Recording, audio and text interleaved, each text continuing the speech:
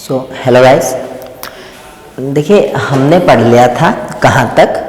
हमने पढ़ लिया था इनफैक्ट हमने प्योर आर सर्किट भी कर लिया, हमने प्योर एल सर्किट भी कर लिया और इनफैक्ट हमने प्योर सी सर्किट कर लिया। क्या हमने नहीं, हमने कर लिया प्योर आर सर्किट और प्योर एल सर्किट, ठीक है। और उसके बाद हमने लास्ट टॉपिक किया था जो प्रेरकत्व है उसके अंदर से वो चुंबकन, उसका आवेश चुंबकन, वो वाला टॉपिक किया था, ठीक है।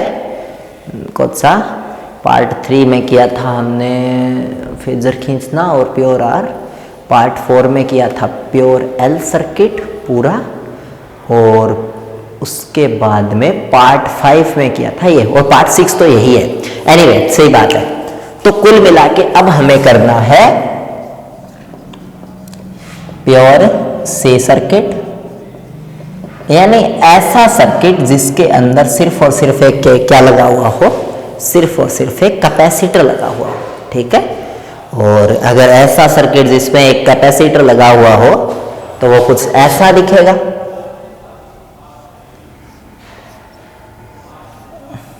और ये एसी सोर्स, अब ये कैपेसिटर है, ये इस एसी सोर्स से पावर लेगा और चार्ज होने की कोशिश करेगा, तो ये पावर खाएगा ये कैपेसिटर वीसी, और ये पावर देगा। और कितने देगा, हम मान के चलते हैं V is equal to V0 sine omega t. हम मानते हैं कि ये इतनी पावर देगा, ठीक है।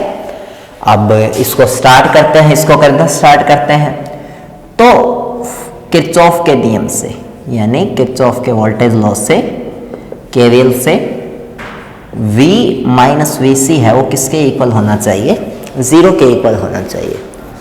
तो अगर इस हिसाब से देखा जाए तो V है वो किसके बराबर होना चाहिए, VC के बराबर होना चाहिए।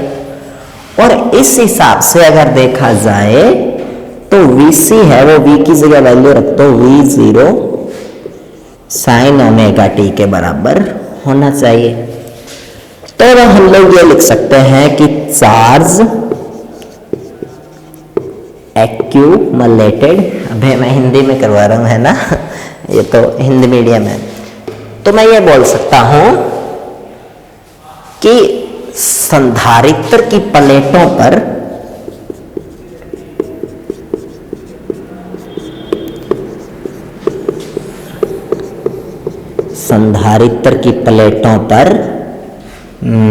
क्या था, संधारित्र की प्लेटों पर संचित बोलेंगे क्या, संचित आवेश।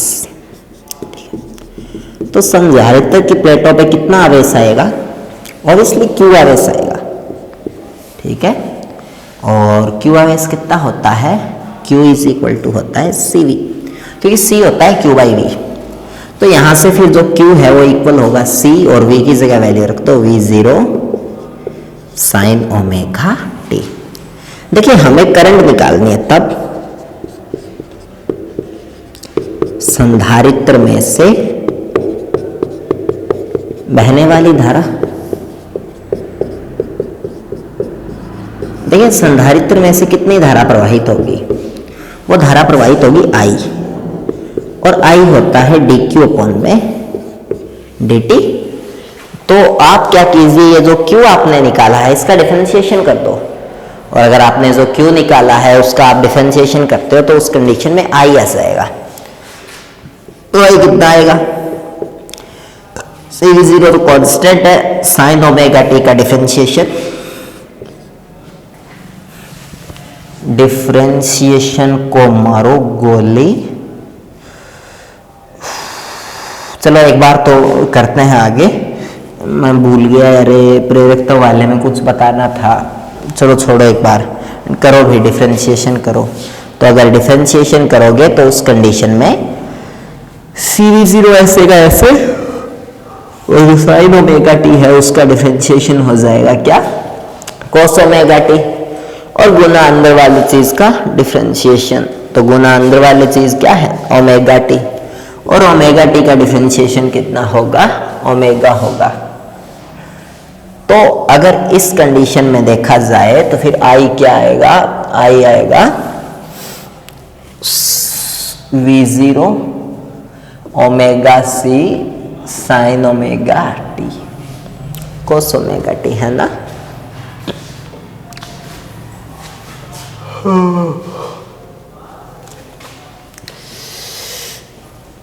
सॉरी गाइस,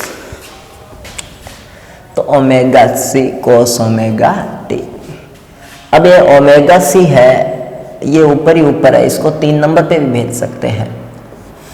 V0 बटे 1 बटे ओमेगा सी और इंटू में कोस ओमेगा टी। देखिए जो 1 बटे ओमेगा सी है इसको बोलते हैं XC, तो और इसको बोलते हैं संधारित्रीय प्रतिघात। मैं बाद में बताऊंगा ये क्या होता है, क्योंकि अभी तो मैंने एक्सेल भी नहीं बताया ढंग से, भूल गया मैं बीच में। एक बार इतना समझ लो कि 1 बटे ओमेगा सी है वो कोई चीज होती है XC, तो यहां रख दो XC और कोस ओमेगा टी। अब ये जो V0 बटे XC है, ठीक है, जो V0 बटे XC है इसको मान लो, मानना V0 बटे XC है, इसको मान लो I0, तो उस कंडीशन में I बराबर आएगा I0 कोस ओमेगा टी। देखिए साइन 90 माइनस थीटा भी कोस होता है और साइन 90 प्लस थीटा भी कोस होता है, ठीक है। तो इसको आप लोग लिख सकते हो I0 साइन 90 प्लस थीटा या थीटा प्लस में 90। तो कुल मिला के जो आपका ये क्या बोलते हैं, ये जो प्योर सी वाला सर्किट होता है उसमें वोल्टेज तो होता है V0 साइन ओमेगा टी, लेकिन करंट है वो वोल्टेज से π/2 आगे भागती है, ठीक है। तो इतना आपको क्या रखना है, ध्यान में रखना है। तो आई होप आप इतना कर लोगे। और ये था प्योर सी सर्किट, ठीक है। अब इसके अलावा अगर मैं आगे बताऊं तो आगे अब आपको इसके क्या खींचने हैं, आगे आपको पहले तो इसके खींचने हैं फेजर्स। तो अगर इसके फेजर खींचोगे तो देखो, एक तो पहले तो वो गोले वाला फेजर खींचते हैं, फिर और खींचेंगे। तो सबसे पहले तो गोले वाला फेजर खींचते हैं।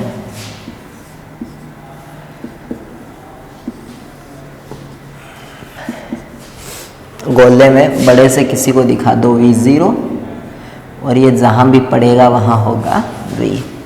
और V0 है वो कितना एंगल बना रहा है, ओमेगा टी, ठीक है। और ये कुछ ऐसा होगा।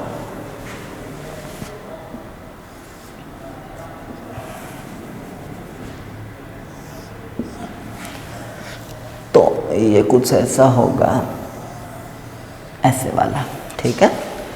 अब उसके बाद देखिए जो I है वो V0 से π/2 आगे है, तो ये ग्राफ है, इसमें π/2 ऐड करो और ये हो जाएगी I0। और आपको पता है जो वोल्टेज है वो 220 होता है, लेकिन करंट 2-3 एम्पियर होती है।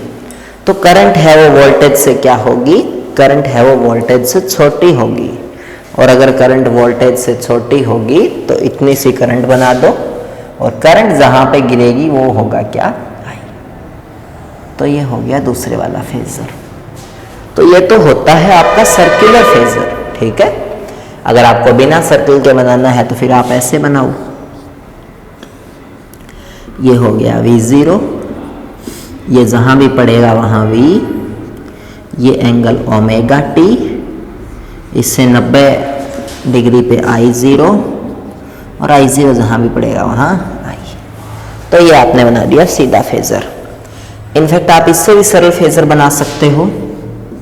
इधर आप बना दो क्या, V, और इससे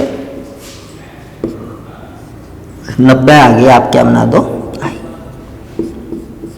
तो ये तीनों फेजर है, ये आपको ध्यान में रखना चाहिए। ये सरलतम फेजर है और ये हार्डेस्ट।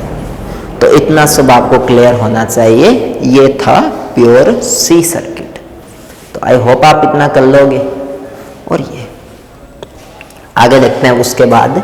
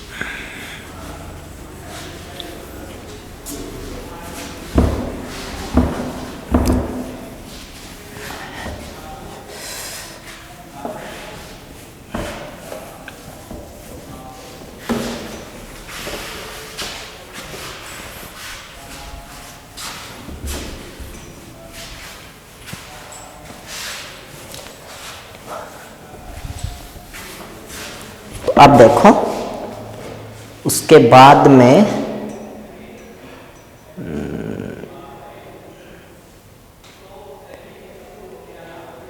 ठीक है, उसके बाद में अगर देखें तो उसके बाद में है प्योर सी सर्किट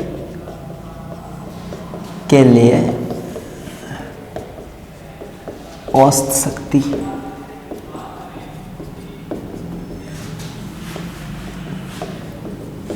तो ये वाला डेरिवेशन है, ये करते हैं, ठीक है।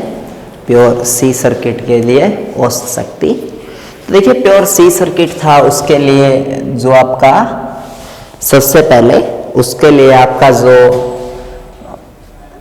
आई आया वो आया I0 sign omega T, I0 कोस ओमेगा टी, है ना। और आपका उसके लिए जो V आया वो आया V0 साइन ओमेगा टी, ठीक है। तो अब P बराबर आ गया कितना, V इंटू में I, ठीक है। और पावर यही होता है, तो V की जगह वैल्यू रख दो V0 sine omega T I0 cos omega T. तो अगर आप इसको करोगे तो V0 I0 sign omega t cos omega T, और उस कंडीशन में इसको 2 से डिवाइड कर दो, 2 से मल्टीप्लाई कर दो, ठीक है। अब देखिए V0 I0 बटे 2, और ये sine 2 sine omega t cos omega t क्या होता है, साइन 2 ओमेगा टी। उसके बाद में अगर देखें तो हमें एक चक्कर में औसत शक्ति निकालनी है, तो एक चक्कर में औसत शक्ति का मान, तो देखो कोई भी चीज़ का औसत है वो कैसे निकाला जाता है, कोई भी चीज़ का औसत है वो ऐसे निकालेंगे, average power is equal to 1/T 0 से T P dt। अब इसकी जगह वैल्यूज पुट कर दो, इसकी जगह वैल्यूज पुट करोगे तो 1/T 0 से T, P की जगह वैल्यू रख दो V0 I0 बटे 2 साइन 2 ओमेगा टी dt, ठीक है। तो 1/2T आ जाएगा बाहर, V0 I0 भी आ जाएगा बाहर, 1/T कुछ ऐसा है ना। और आपको पता है 0 से T साइन कुछ भी हो, 2 ओमेगा टी 3 ओमेगा टी कुछ भी, उसका जो इंटीग्रेशन है वो कितना होता है, ये होता है 0। तो एवरेज पावर कितना होगा, 0। तो संधारित्र युक्त परिपथ जो होता है, शुद्ध संधारित्र युक्त परिपथ में जो औसत शक्ति है उसका मान भी कितना होता है, 0 होता है, ठीक है। तो ये आपको क्या रखना है, ठीक है। तो आई होप ये आपको समझ में आया होगा, ठीक है। उसके बाद में और क्या निकलवाऊँ मैं तुम लोगों को, वो वे वाला ग्राफ बनवा दूँ, वोल्टेज का, करंट का, पावर का बना लो।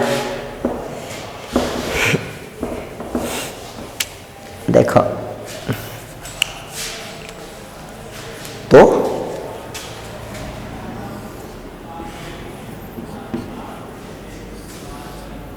सबसे पहले तो ये तो हो गई, कहाँ गई, ये रहा, ये तो हो गई पावर, ये हो गई वोल्टेज, और ये हो गई करंट, है ना। इन तीनों के बीच का बनाना है, तो पहले वोल्टेज का बना लो, बीच का है, और सीधा साइन का कर्व है 0 से स्टार्ट होने वाला, तो ऐसे वाला आ जाएगा वोल्टेज का कर्व।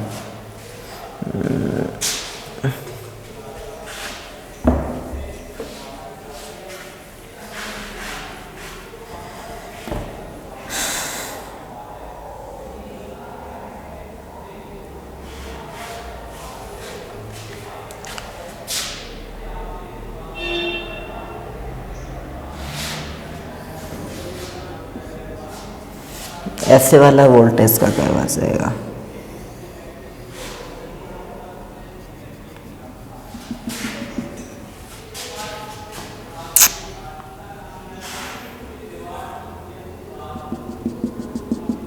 अबे सीधा बन जा, ये सीधा लग रहा है। ठीक है, तो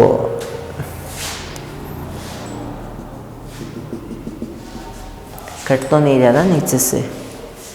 नहीं भाई, इससे और नीचे लिखूं तो भी नहीं कटे आज तो ऐसा कुछ कर्व आएगा। और ये कर्व है, ये किसका है? वोल्टेज का है। अब जो करंट का कर्व है वो वोल्टेज से कम होगा, क्योंकि वोल्टेज 220 का होता है, करंट छोटी होती है, तो करंट का कर्व है वो छोटा होगा। और करंट का कर्व है ये V0, ये I0। करंट का जो कर्व है वो कोस का ग्राफ है, तो वो कोस का ग्राफ यहाँ से स्टार्ट होता है और जहाँ साइन मैक्सिमम होता है वहाँ कोस 0 होता है। तो ऐसा कुछ कर्व आएगा, ऐसा कुछ कर्व आएगा।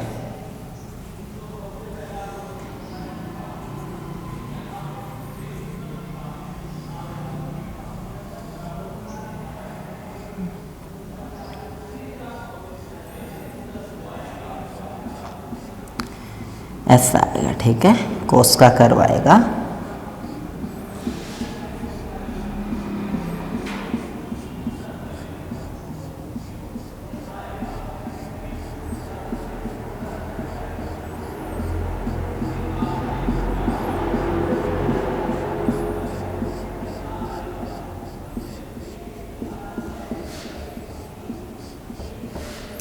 तो ऐसा कर्व आएगा किसका? कोस का। तीसरा देखो, पावर का कर्व है साइन का ही कर्व, लेकिन पावर तो बड़ी होगी वोल्टेज और करंट से, और पावर धनात्मक है, तो कर्व तो वोल्टेज जैसा ही होगा, लेकिन वोल्टेज से थोड़ा सा बड़ा कर्व होगा। किसका? पावर का। ठीक है, ऐसे वाला कर्व वोल्टेज जैसा ही होगा, लेकिन वोल्टेज से बड़ा होगा, ऐसे। तो आई होप आपको समझ में आया होगा व्हाट आई एम सेइंग। ठीक है, तो ये कर्व है, ये किसका होगा? पावर का होगा। तो ये तीनों कर्व है, ये आपको करने हैं, और ये था प्योर सी सर्किट के लिए औसत शक्ति। तो ये है। ठीक है, कर लोगे? कर लेना। आगे देखो, नेक्स्ट टॉपिक है संधारित्र का आवेशन तथा निरावेशन।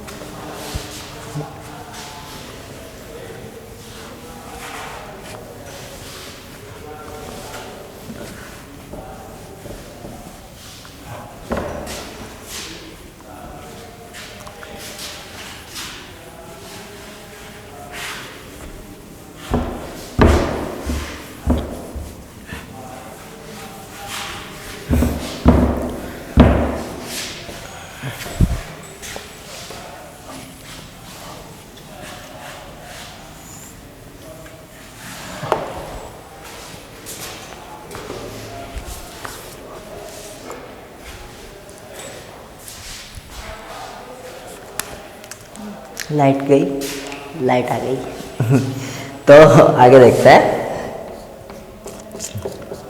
देखो उसके बाद नेक्स्ट स्टार्ट करते हैं गाइस। देखिए उसके बाद नेक्स्ट टॉपिक है संधारित्र का आवेशन एवं निरावेशन। तो देखो कोई भी संधारित्र है, ठीक है, उसको जब AC से जोड़ा जाता है तो AC उसको वोल्टेज तो देती है V = V0 sin omega t, और उसके अंदर से जो करंट जाती है वो जाती है I = I0 sin ओमेगा। सही। अच्छा, जो पावर है वो होता है V × I, तो पावर आ जाएगा कितना, V0 I0 sin omega t cos omega t, है ना। ठीक है, अब देखो शुरू में देखो, अब हमें संधारित्र का एक चक्कर में आवेशन और निरावेशन दिखाना है कि कोई संधारित्र है वो एक चक्कर में कैसे आवेशित होता है और कैसे वापस निरावेशित हो जाता है। तो ये दिखाने के लिए हम लोग एक काम करते हैं।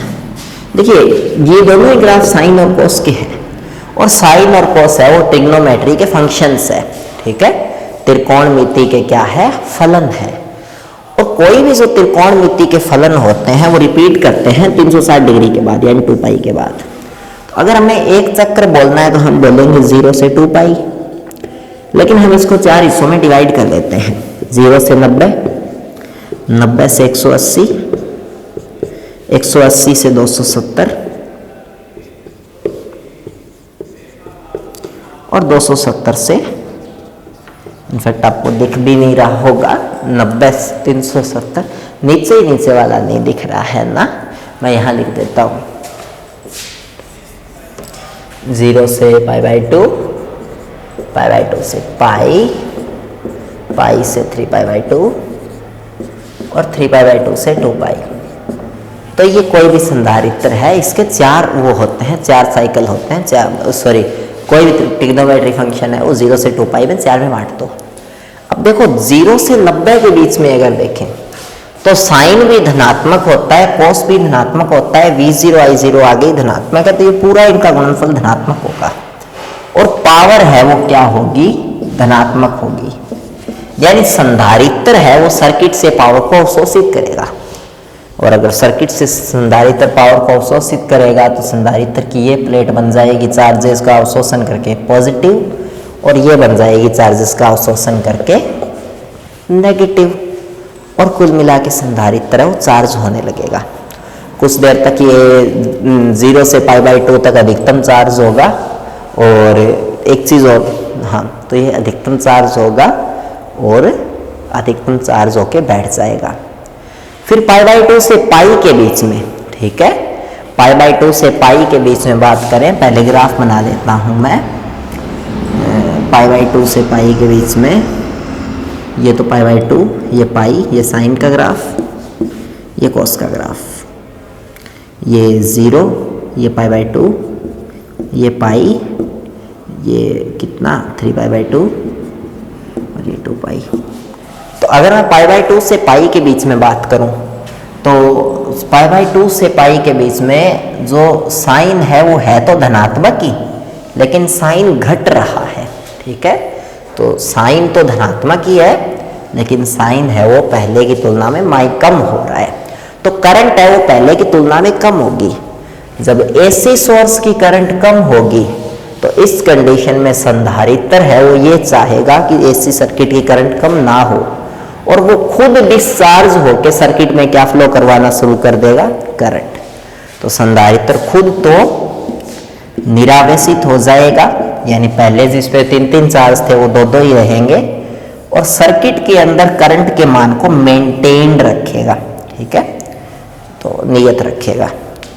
उसके बाद फिर अगले साइकिल, तो इसमें भी है ना, इसमें भी कुल मिला के जो पावर है वो क्या आएगी, पावर है वो कैसी आएगी रे, नेगेटिव आएगी, ठीक है।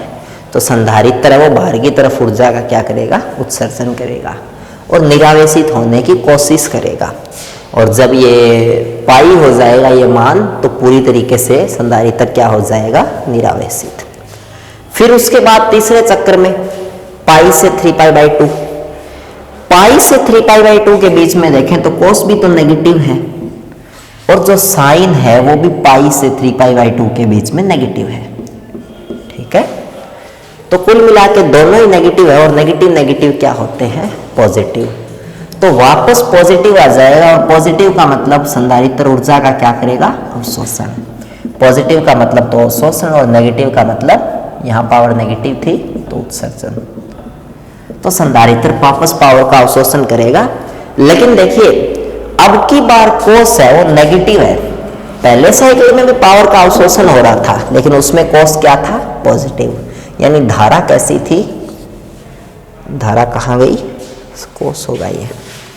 धारा कहाँ गई? ये धारा पॉजिटिव थी पहले चक्र में, लेकिन तीसरे चक्र में ये और ये दोनों ही नेगेटिव है।